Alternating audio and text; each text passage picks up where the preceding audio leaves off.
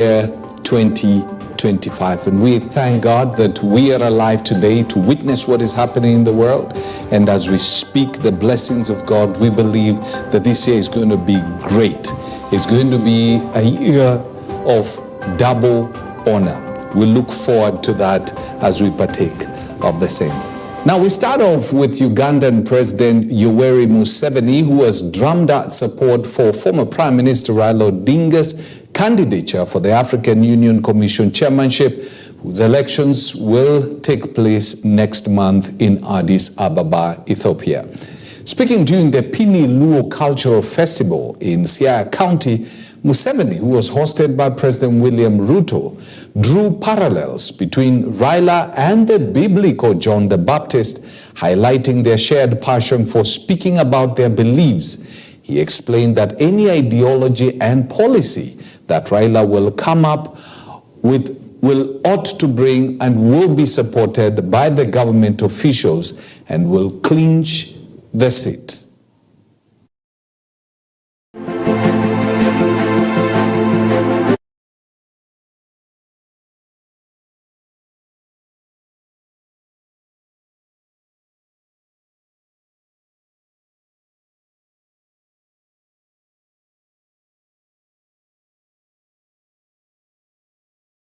So this is a good reunion, and this is not a reunion of politics. You don't talk politics here. Where you live is your country. When you're in Kenya, you're a Kenyan. When you're in Uganda, you're a Ugandan, and so on and so forth. But this also actually emphasizes the need for African unity, because we have become hostage to the borders which were imposed by the colonialists for a long time. And we really think that it is time now to actualize the dreams of the founding fathers of the African Union. We are supporting the candidature of Raila for the chairmanship of the African Union. But the real powerful, he will help us to do some mobilization and some, we call it what? Brainstorming. But the real power is with us here. We who are in charge of these states. Forget that. He can do a lot of work, brainstorming there, thinking of solutions, liaising with the external groups. Some programs can move ahead, some programs, shared programs, but the real decisive area of who can decide are you people, we, the senators, all these powerful people, senators. This celebration also confirms to us that our quest as a region, as East Africa, to put forward the candidature of Right Honorable Raila Amolo Odinga is the correct thing to do, because the Right Honorable Raila Odinga is not a candidate for Kenya. He is a candidate for East Africa. And before we rolled out his candidature, we went to Yoweri Kaguta Museveni as the elder of our region. We spoke to all the East African heads of state, and we confirmed that we had the right candidate with the right credentials to be able to champion the unity, the progress, and the success of Africa as a continent. Definitely, the AUC chairmanship candidature of Raila Odinga is going to be so critical, not only for the regional politics, but also local politics. Whichever way that goes is going to determine so many things back here at home. Now, the government has assured parents that it has printed and distributed 9.9 million textbooks for the new academic calendar, which kicks off on Monday, January the 6th. Now, speaking in Mombasa, Education Principal Secretary Dr. Belio Kipsang said adequate preparations have been done and that 85% of all primary schools in the Republic have received the books required. The PS said that on the additional classrooms required as school transit to grade 9, a total of 13,200 classrooms have been constructed already. He said that the CDF kitty had its own different process, hence the delay in executing construction work with 3,100 classrooms already put up and another 2,000 classrooms going through the approvals. On teacher availability, Kipsang noted that the Teachers Service Commission, or TSC, has employed 20,000 intern teachers alongside 46,000 who had been absorbed as permanent and pensionable. He said that they have some 80,000 teachers in junior schools, which require 100,000 teachers. And on the ban to operate as a boarding school for some 348 learning institutions, the PS said that parents have been notified to look for alternatives. And as you are aware, we needed 16,000 classrooms. We still have almost 2,800, almost 3,000 classrooms at various levels of construction. There will also be a few schools where the enrollments were low, but they still need a classroom. And if you visit our schools, you'll realize that there is quite some work. There are some already starting off with the classrooms, mainly with the schools with low enrollments, but a majority of our schools, construction is on. We have already done 13,200, I've already said. CDF has done 3,000 classrooms, 3,100. We in the ministry, we have done 10,100 schools. We are finishing another 900 because we were doing 11,000 classrooms. And within the next 4 or 5 days, we should have completed all that which we needed to do as Ministry of Education. On issues of teachers, as we are all aware, TSC already recruited another 20,000 intern teachers. And as we are all aware, the 46,000 intern teachers were converted to permanent and pensionable. There was already another 10,000 already. So as we talk today, we have more than 80,000 teachers in our junior schools to be able to take care of our kids. We are aware that what we require is around more than 140,000. But as we progress, we shall ensure that all these teachers who are required by our learners are available for them. With my engagement this morning, I discussed with the chair of the Kenya Primary School Aids Association, and he gave me assurance that as teachers, they have already engaged and prepared themselves. Well, we thank God that something is being done on that end. Now, police officers have been arrested in Nakuru, Kajiado, and Kisii counties in a sting operation conducted by the Ethics and Anti-Corruption Commission as the campaign to tame road carnage continues. The 9 traffic officers had been demanding and receiving bribes from motorists on the road, which they had been stationed. They will be arraigned in court soon, according to the EACC director.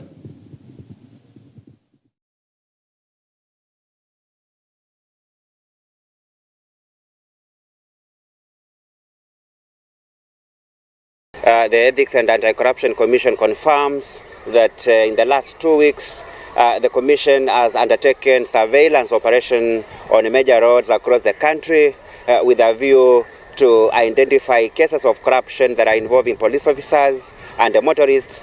And as a result of those surveillance operations, EACC has been able to arrest 9 traffic officers who are caught extorting money from motorists and members of the public, and therefore compromising traffic law enforcement. The 9 traffic officers were arrested in Kajiado, Nakuru and Kisii, and they were caught extorting money from motorists and members of the public in the guise of traffic law enforcement. Aware that traffic corruption is one of the major causes of road accidents and fatalities in the country, EACC mounted these operations on major highways during the festive season, when many Kenyans were expected to travel to different parts of the country. When police officers on the road receive bribes and instead of enforcing traffic laws, they do allow vehicles that are unroadworthy or vehicles that are overloaded or other cases where drivers are overspeeding to continue. That in itself compromises the safety of road users. And that is why EACC intensified its action on traffic corruption during this period to ensure that there is a smooth flow of traffic and to ensure that persons involved in traffic corruption are brought to book. Well, we definitely hail the EACC for doing what they've done. At the same time, we'd like to see the big, what do you call the big fish being arrested. I mean, traffic police officers, we come across them on a daily basis. You don't have to instigate or start off a sting operation to arrest them. Just come to Jogoo Road at the junction between Jogoo Road and Rabai Road. You'll get around 6 or 7 police officers there collecting bribe. I mean, it's in the open. So we want to see the big fish who are causing the economy to leak being arrested and arraigned, and, you know, God willing, being sent to jail. Then we will call that progress in the fight against corruption. But anyway, well, even the small wins we celebrate, but get the big fish.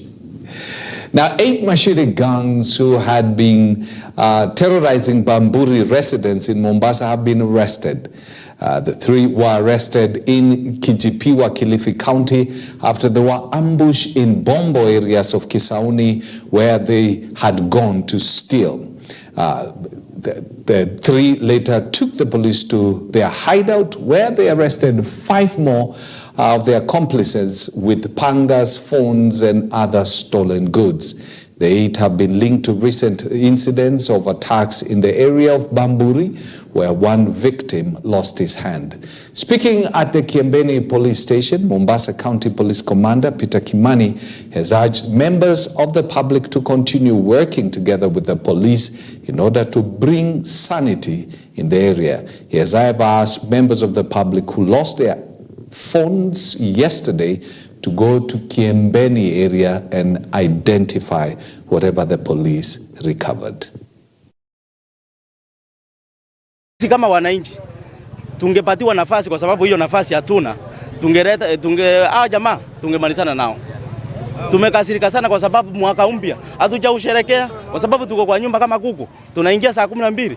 Kwa hivyo lazima tungangane nao vijana na polisi, tushirikiane sisi wote kama wananchi, tufanye kazi. Imefanyika leo hapa Kiembeni ni kitendo ambacho kimefurahisha kila mwananchi. Tunashukuru kwanza maofisa wetu wa serikali wakiongozwa na OCS wa Kiembeni polisi. Hawa vijana wamekuwa wanatusumbua sana.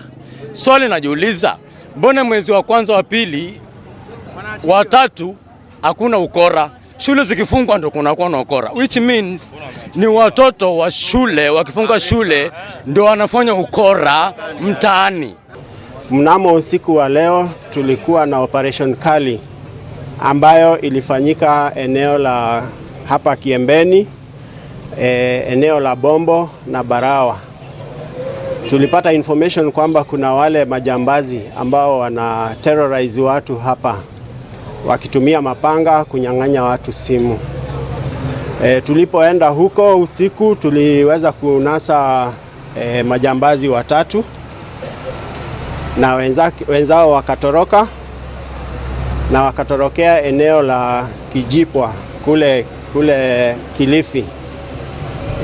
Police officers walienda hadi huko na wakamanage kuwanasa. Walipoletwa hapa Kiembeni, walihojiwa na wakakubali kuonyeshana maficho yao, na askari walipoenda pale mafichoni waliweza kukamata wengine 5, na katika ile jumba waliweza kurikava panga 8, waliweza kurikava mobile phones 8, one crowbar ambaye ni ya kuvunja nyumba. Pia waliweza kupata TV, weighing machine pamoja na laptops.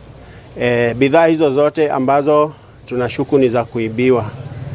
Hizi simu ambazo zimekuwa recovered zitapatiwa officers wa CID, kitengo maalum, ambapo zitaangaliwa, zitafanyiwa forensic investigation. All right. Now, an MCA has moved to court challenging the proposed transfer of land records within Konza city area from Machakos Land Registry to Makueni County. The Kalama One MCA, Boniface Maeke, together with a civil society organization, want the Environment and Lands Court sitting in Machakos to overturn the decision to move the land registry to the neighboring county. The court acknowledged their petition, which they made through a signed sworn affidavit, but noted that they hadn't categorized the application as urgent. The case stems from an application submitted on the 27th of December last year by Maeke. In the affidavit, Maeke, who is listed as the first petitioner in the case, wants the court to expeditiously hear the case and make a determination. However, Lady Justice Annette Nyukuri, in her ruling dated the 31st of December 2024, declined to certify the matter as urgent. The court instructed that the respondent be served with the application and accompanying orders within 3 days. Up to the MCS, tuunganeni pamoja na tushikane wakati kama huu as we fight our external enemy ambaye anataka kuchukua land yetu. Sisi ni mandugu, tumekaa muda mrefu kama madugu na madada, na hatutaki mzozo yoyote baina ya Machakos na Makueni. Kama ni huduma zinapaswa kupelekwa Makueni na Machakos, hata tuite viongozi wote, wale wa Machakos na wale wa Makueni, wa hizo areas ambazo ziko affected, tukae chini, tufanye public participation. Waseme wanataka huduma zao zikuwe wapi. Kama watu wa Konza wanataka ziende Makueni, sisi tutakubali hiyo. Na watu kama wanasema watu wa Konza huduma zao zikuwe Machakos, sisi tutakubali. And administrative authority of our land remains where it belongs, within Machakos County. In this regard, I have taken the matter to court, and on behalf of the residents of Kalama Ward, I'll be challenging this decision. We went to court, and a court mentioned date has been set for January 26, 2024, where we will continue to push for a fair and just resolution to this issue. I urge you to remain calm, composed as we work through the legal process. This issue is of great importance to all of us, and I believe that an amicable solution will be found that respects the rights and the interests of our community. As your MCA, I am committed to keeping you informed at every step of the way. I ask you that you continue to support one another during this time of uncertainty, and let us remain united in pursuit of justice. Let us be clear. This is not just about administrative boundaries, but about ensuring that our community remains strong, heard, and respected.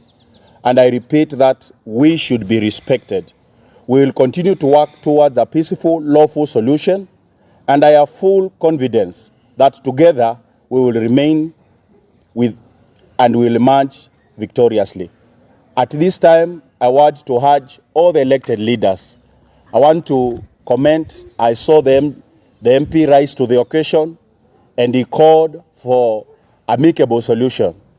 The county government has gone, and I've been informed that they have also they went to court seeking court orders as they had promised us. And I want to challenge other leaders, like our senator, Honorable Kavindu. Your silence is very loud on this matter.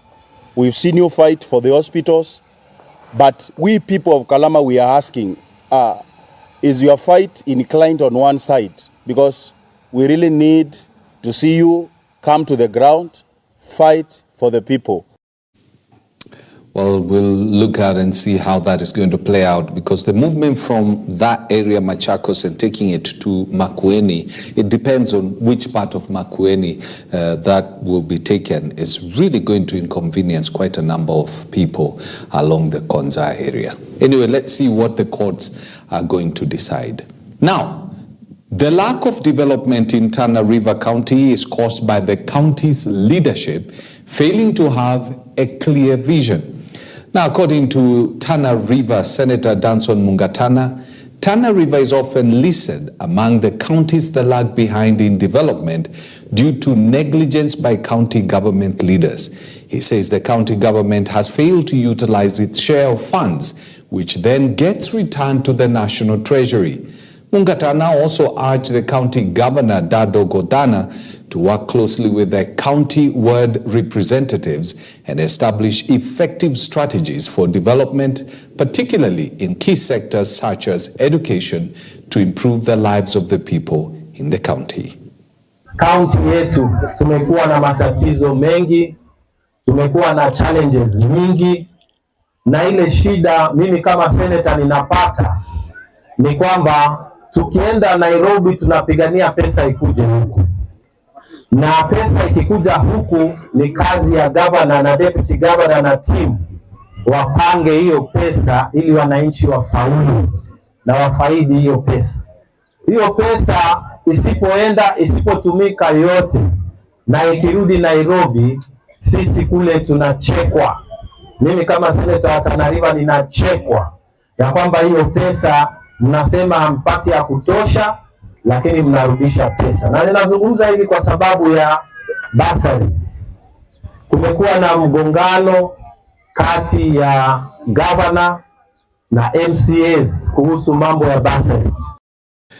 Senator Mungatana there with his thoughts about development in his county, Tana River. Now, I can see Nakoye Janet, you say you're watching from Kitengela. Karibu sana. You have Seth Bradley, you're watching from Nakuru, and Omuhana Cynthia Nanjala watching from Bungoma County. Cynthia, make sure when you come back to Nairobi, you know, all people in Western, there's one thing that is very popular there, ground nuts, ama njugu. Kuja na njugu. Kuja na njugu. Let's take a break. When we come back, we come up with sports.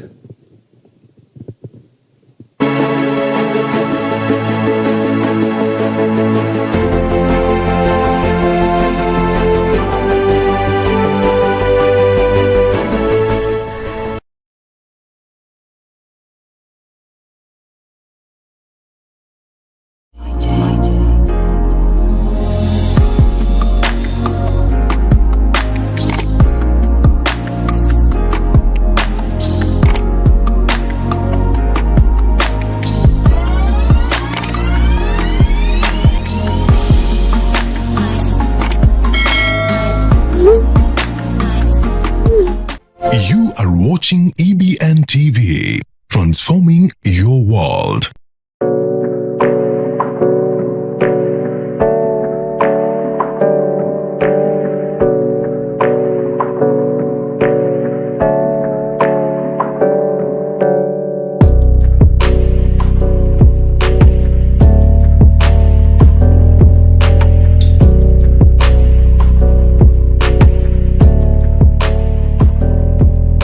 This is EBN TV, transforming your world.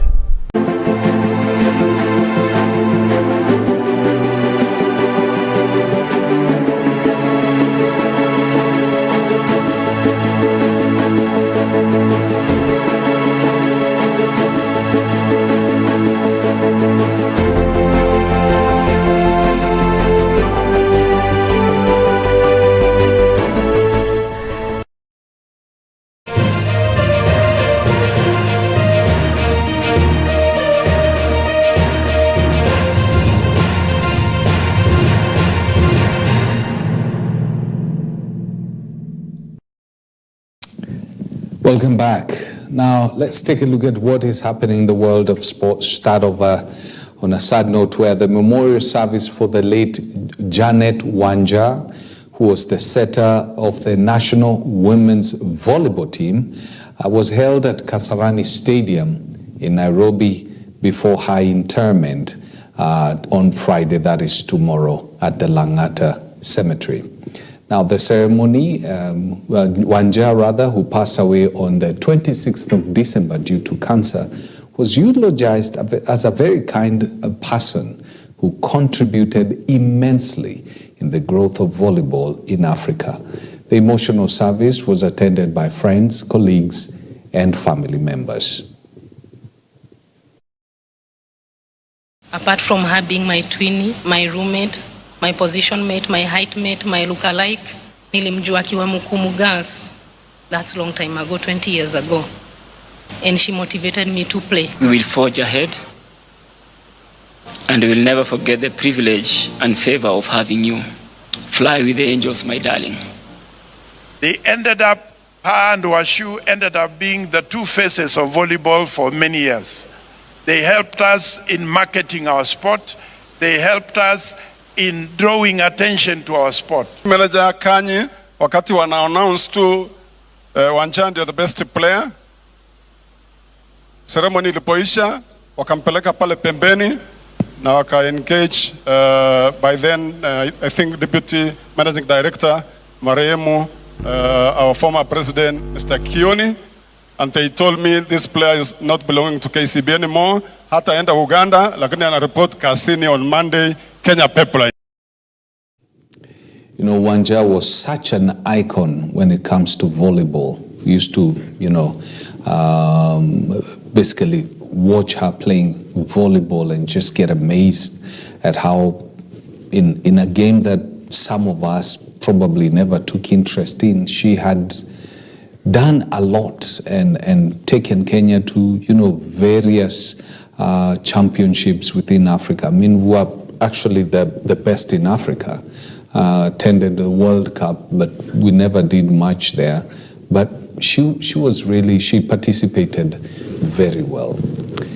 Now elsewhere, Gor Mahia FC today beat Kitara FC of Uganda during a march to celebrate the Luo tradition and culture in Siaya County, which was attended by presidents of the two countries, that is President William Ruto and President Yoweri Museveni of Uganda. The tightly fought match went into penalties where Gor Mahia won.